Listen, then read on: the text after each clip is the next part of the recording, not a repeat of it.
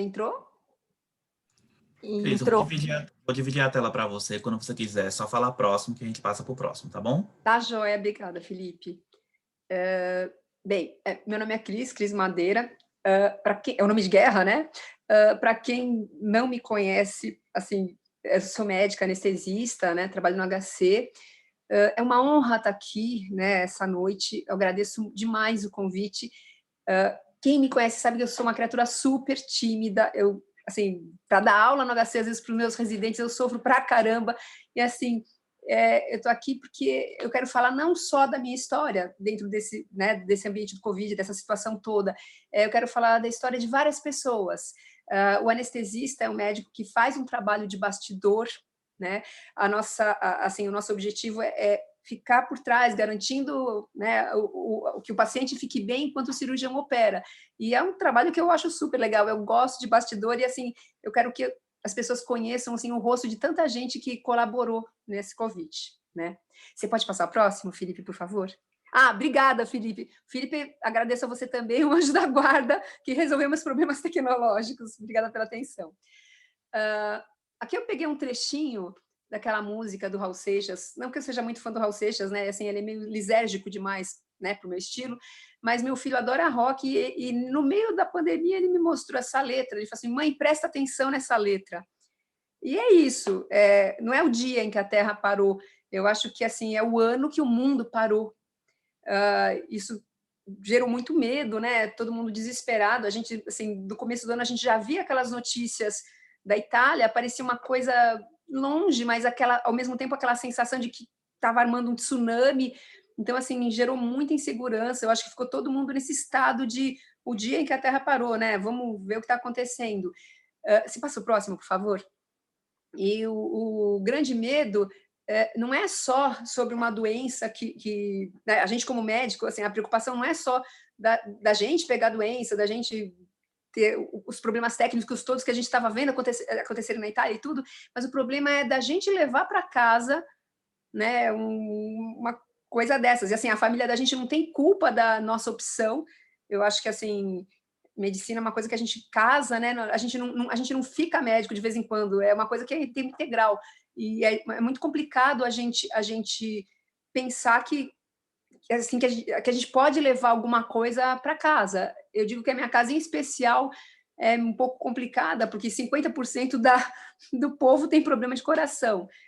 Quando começou o Covid, eu comecei a estudar, e a gente via falando da miocardiopatia, né, pelo próprio Covid. Então, assim, foi um negócio que me deixou muito assustada, e a ponto de eu conversar com meu marido e falar para ele, assim, olha, vocês vão para o interior, fiquem lá, né, que eu vou ficar aqui em São Paulo, porque a ideia era tentar fazer o nosso melhor, né, dentro das condições que a gente tivesse, né? Acho que estava todo mundo super assustado. Você pode pôr o próximo, Felipe, por favor? Essa mocinha, né, é minha sobrinha, para quem não conhece, é a Bia, ela é R2 da cirurgia, e, assim, os medos são assim, o medo da minha família em casa, é o medo da minha família médica, né? Tem a Bia, tem a Juju, que também é estudante de medicina, minha mãe tem 80 e tantos anos, não posso contar a idade da minha dona Fernandinha, mas assim, a gente ficava numa situação muito complicada. E eu sou uma chata desde pequena. Minha mãe sempre falava que quando eu era pequenininha, eu perguntava até ela ficar maluca. E eu estou sempre perguntando. E o HC começou a esquentar o Covid, a Bia estava passando no pronto-socorro. Ela ficava num lugar que a gente chamava de gripário. E eu liguei para ela, falei, Bia, como é que está esse gripário, né? Estava super preocupada, né, com a exposição dela, e eu tinha lido um artigo, aliás, tinha visto um vídeo também de uns chineses anestesistas como eu, que o dia a dia deles era, eles passavam o dia inteiro paramentado, né, piochado, como diz o gaúcho, e atendendo um monte de chamados nas UTIs que precisassem que os pacientes fossem entubados. Quando a gente fala isso, não é tipo, ai, os anestesistas super-heróis, não é nada disso, é que pela nossa especialidade, a gente acaba tendo mais mão para esse procedimento, né? É o nosso dia a dia. E assim, você fica naquela história, né? Nossa, é medo de passar a doença para todo mundo, mas não dá também para a gente falar, não é comigo. A Biazinha, no dia que eu falei com ela me contando, né? Falei assim, quem está entubando esses pacientes, né? Com essa insuficiência respiratória franca? Ela, não, tia, foi o interno. Eu falei, o interno, eles colocaram um médico mais inexperiente que estava aprendendo a fazer um procedimento num paciente de alto risco e sem proteção nenhuma. Então, foi um negócio assim que eu fiquei super chocada, né? Fiquei super preocupada com ela, né, com esses meninos. A gente, como assim, professor, não professora por titulação, mas assim, a gente tem alunos na faculdade e nós somos responsáveis por esses alunos, né? Assim, a gente não pode colocá-los numa situação de risco. Então, eu fiquei super preocupada e eu levei essa minha angústia para o grupo da anestesia. E contei, né? E falei, olha, tem um vídeo dos chineses, né? Que são anestesistas como a gente, de repente eles estão ajudando, né? Com o que a gente pode oferecer para as pessoas. E aí a gente acabou criando um grupo de anestesistas intubadores, chamava TRR, que era o time de resposta rápida. Então, por exemplo, tinha um chamado no UTI, um paciente que estava ficando mais grave, a gente era acionado. Eu acho que assim a ideia foi super legal, assim, né? Copiamos os chineses, né? Mas eu percebi que aqui eu vou fazer um comentário até sobre uma coisa que angustiava bastante a Val. A Val falava assim, o Covid inteiro, tentando ajudar, super preocupada com a saúde mental, né? Da gente, de nós, dos médicos, né? Cuidando de quem cuida, né? O nome do ECO, né? Muito significativo. E assim, o que eu percebo é que às vezes a gente oferecia essa ajuda e nem sempre o colega acabava aceitando. A sensação que a gente tem é que assim que o médico tem uma dificuldade muito grande de pedir ajuda, seja uma ajuda numa intubação, seja numa ajuda assim psicológica mesmo, né? Ninguém é de ferro. Então, assim, ela sempre falava, nossa, a gente criou um grupo super legal para ajudar as pessoas, né? Aliás, esse grupo primeiro era no WhatsApp, né? Aliás, a Val, a Aninha, a Denise, assim, nossa, vocês fizeram um trabalho sensacional. E o que eu via é que assim, ela falava que o pessoal não pedia essa ajuda. E eu cheguei até a tentar fazer com que os meus residentes, que eu achava que estavam em situação de risco, procurassem, né, essa ajuda de vocês. E incrível como assim, as pessoas não pensam nisso, né? Eu acho que é legal a gente poder ajudar, mas é legal também a gente pedir ajuda quando precisa, né? Eu acho que a gente tem que ter esse pensamento, ninguém é super, né? Você pode virar para mim, passar o próximo, Felipe, por favor? E aqui, ó, a gente fala de família, e aqui tem uma família maravilhosa. Eu brinco que é a minha segunda família. A gente briga, a gente se ajeita, é sempre, né, é uma família. Então, assim, quando começou esse movimento todo do Covid, todo mundo começou a ter uma preocupação muito grande, um ajudar o outro, um preocupado com o outro. E era legal que, assim, quem estava no PS, quem estava em contato com o paciente, todo médico está em contato com o paciente, mas, assim, mais diretamente com pacientes já sabidamente de Covid, num ambiente de Covid, quem não estava nessa situação estava muito preocupado em ajudar.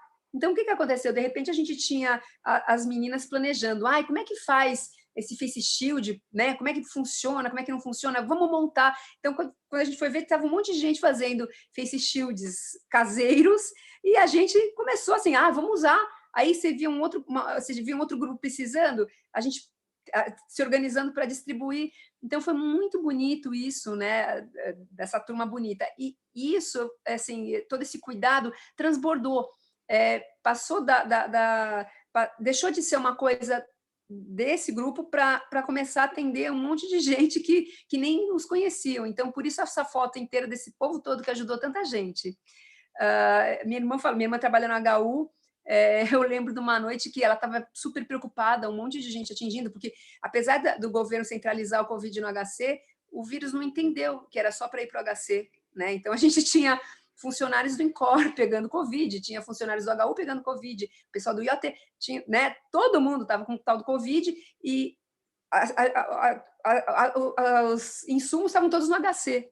Então, assim, talvez não faltasse luva no HC, mas faltasse em outro lugar. Então, os lugares, entre aspas, esquecidos foram lembrados pela nossa turma. Tanto que um sabadão à noite, a Val veio de casa me trazendo uma sacola cheia de face shields que ela tinha feito, né? A Rê mandou para a HU, a Salminha, todo mundo assim entrou de cabeça nesse projeto e todo mundo assim super disposto para ajudar. Então aqui é a foto da minha segunda família. Você pode passar o próximo, por favor? Aqui, essa moça, aí, ó, essa moça aqui é só organizando a bagunça, falando, gente, vamos trabalhar, vamos fazer face shield. Então, aqui, quis, né, tá a figura da Val, mas dentro da Val está também todo mundo que ajudou.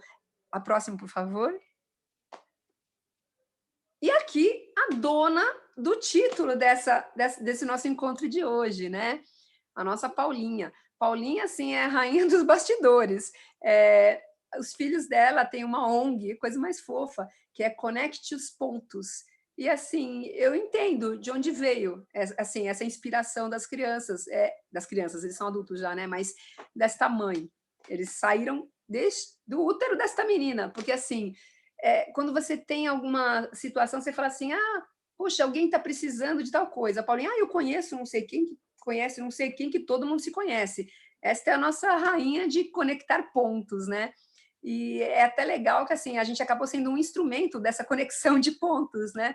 Um vai falando com o outro, vai criando uma situação, vai aparecendo uma necessidade e tudo se conecta e tudo dá certo. Isso que é o mais bonito, né? Eu acho que a gente percebeu assim que todo mundo se empenhou muito em dar o seu melhor.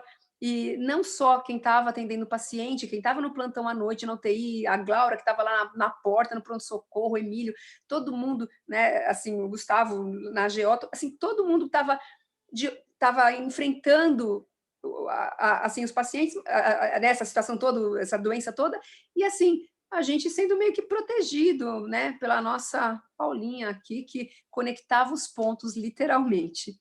O próximo, por favor, Felipe. Então, falando em conectar os pontos, estava essa questão dos face shields, a Paulinha estava envolvida com o pessoal da CCIH, que estavam, assim, elas estavam fazendo os caseiros, né, os face shields caseiros, e tinha o pessoal também desenvolvendo no paralelo, né, assim, os face shields profissionais, a gente diria, né. Então, o que é bonito aqui? A gente não vê só um empenho dos médicos, da enfermagem, do pessoal do laboratório, dos fisioterapeutas, dos fonoaudiólogos, todo mundo nessa situação.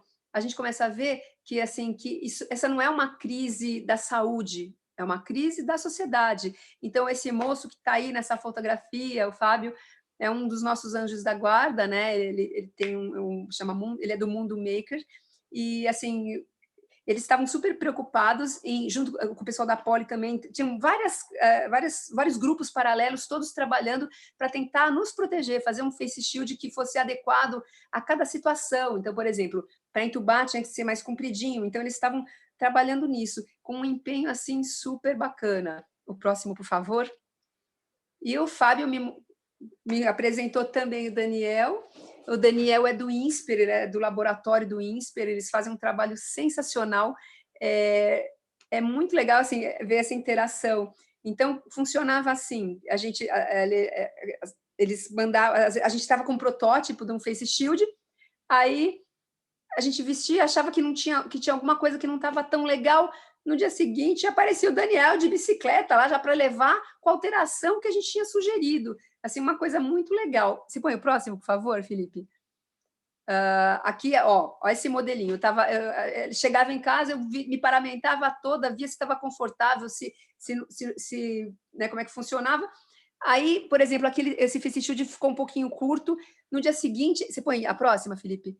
No dia seguinte, a gente já tinha correção, ele um pouquinho mais cobrindo melhor. Assim, era um negócio assim super dinâmico, tudo super rápido, né? Super coordenado. Foi realmente uma coisa super bacana. E o próximo, Felipe, por favor? Aqui já piochada, né? Como diz o gaúcho. Aqui estava esperando receber um paciente, de novo falando sobre o vírus não entender direito que tinha uma fronteira, né? Era um paciente que foi fazer uma cirurgia cardíaca, acabou pegando Covid, tossiu, abriu os pontos, foi uma coisa assim super complexa. E na verdade, assim, eu não cheguei a trabalhar na UTI. No Covid eu descobri que eu estava, acho que velha, porque assim eles davam, quem ia para esse trabalho na UTI eram mais os assistentes da anestesia mais jovens, né? Eu acabei ficando mais na parte assim, no PS, né, pelo PSC, então a gente atendia pacientes com Covid, algumas sequelas, né, que mais? Na obstetrícia também. Tive muita sorte, porque na obstetrícia eu peguei umas pacientes com Covid, mas que estavam bem. Alguns amigos nossos fizeram cesárea na UTI, depois tem a Fernandinha para contar para a gente. Foi um auê, mas todo mundo já protegido, porque teve toda essa preocupação em ligar os pontos. E volta e meia, o pessoal falava, alguém está precisando de material? Alguém está precisando? Como é que está a situação? E assim, sobre transbordar.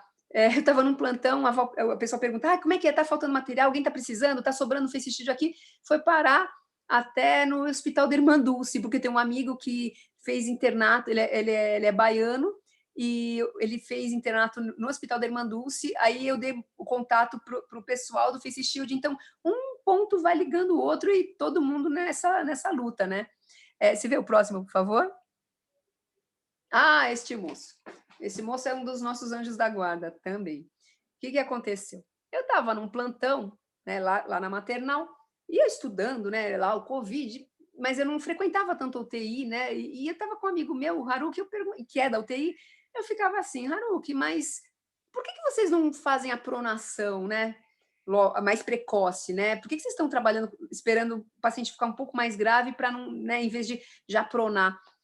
Pronar, assim, para quem não é da área, a gente colocando o paciente de bruços, a gente consegue ventilar melhor o paciente, né, no Covid. Você recruta áreas que talvez estejam numa situação melhor, não tão comprometidas. Então, essa mudança de decúbito para o paciente que está com Covid é uma coisa que ajuda muito a manter a oxigenação dos tecidos. E nessa conversa, mas não é possível que vocês não façam isso mais precoce, não é possível, né?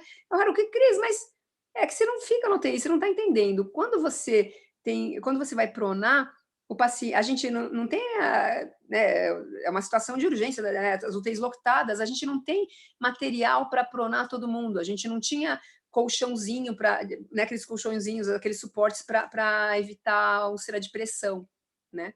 Porque os pacientes tinham que ficar por um período prolongado em pronação e curarizados, o paciente que está curarizado não se mexe, então eles acabam fazendo aquelas úlceras. Tanto que eu peguei depois alguns pacientes para fazer reconstrução, alguns enxertos que o pessoal da plástica trabalhou.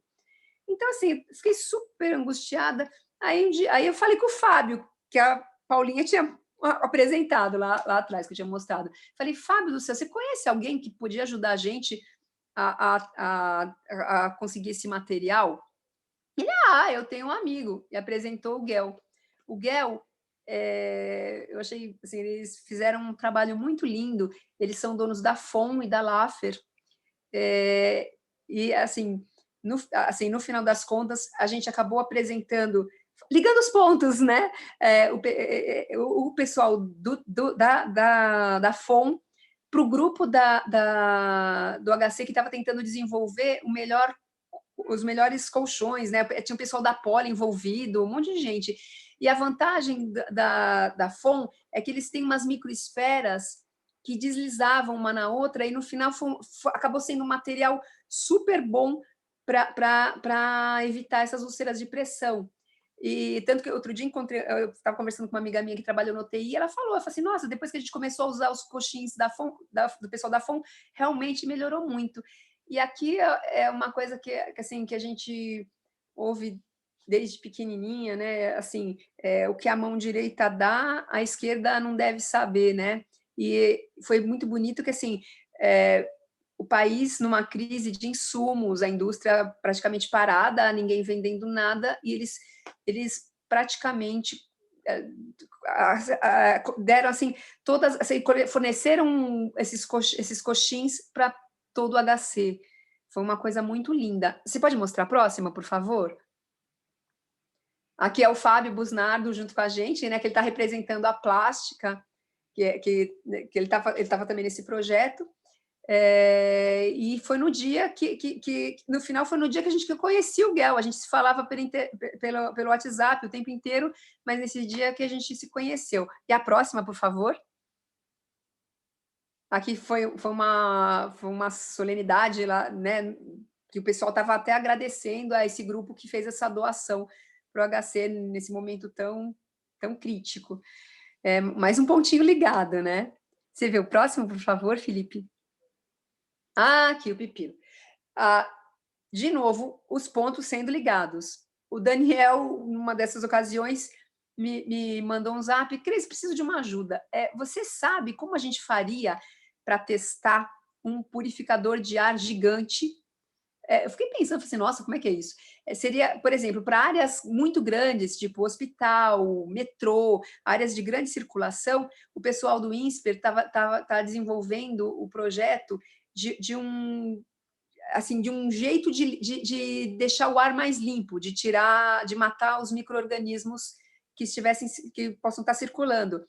Aí falei, nossa, aí já é ciência demais para mim, né? Puxa vida. Aí pensei, falei, nossa, o Pepino, nosso professor, né, lá da Faculdade de Medicina, falei, Pepino, tem como você ajudar o pessoal da INSPER para desenvolver ajudar esse projeto? Aí o Pepino teve uma ideia, chamou a doutora Rô, lá da MI, né? Nossa Senhora, nossa super mágica aqui, né?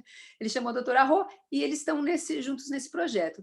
É engraçado que, no final das contas, só não foi mais para frente porque está uma crise das lâmpadas, né? Elas estão em falta no mercado, então ainda está com esse problema de material.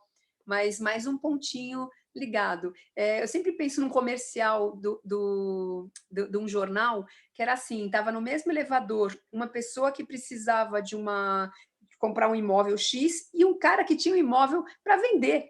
Só que eles não se falavam, eles passavam a viagem inteira um do lado do outro, abriu o elevador, eles iam embora, só que os dois precisavam da mesma coisa, um precisava vender, outro precisava comprar. Então, às vezes a gente está nessa situação, né, tá do lado e assim, não se comunicando, as pessoas perdem, né, perdem oportunidade da gente resolver problemas. Então, eu acho que isso foi uma coisa, essa rede toda que se criou foi uma coisa muito legal. Assim, eu fico grata, né, por ter a honra de ter entrado no meio desse rolo aí, né, de ligar uns pontinhos.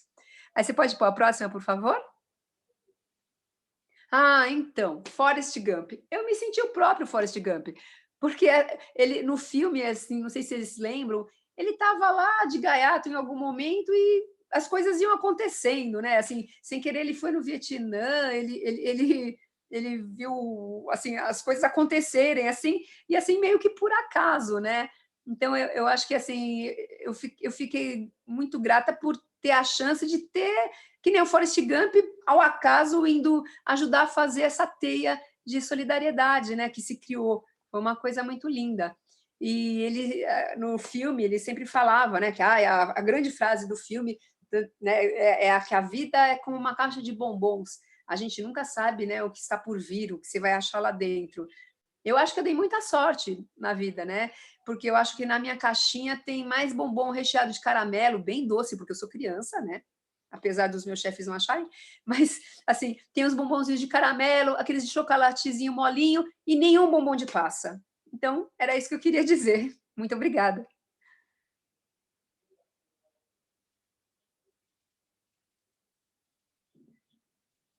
Acho que dá para voltar para o grupo já, Felipe. Obrigada. Agora voltamos para o grupo. Que delícia, Cris. Obrigada.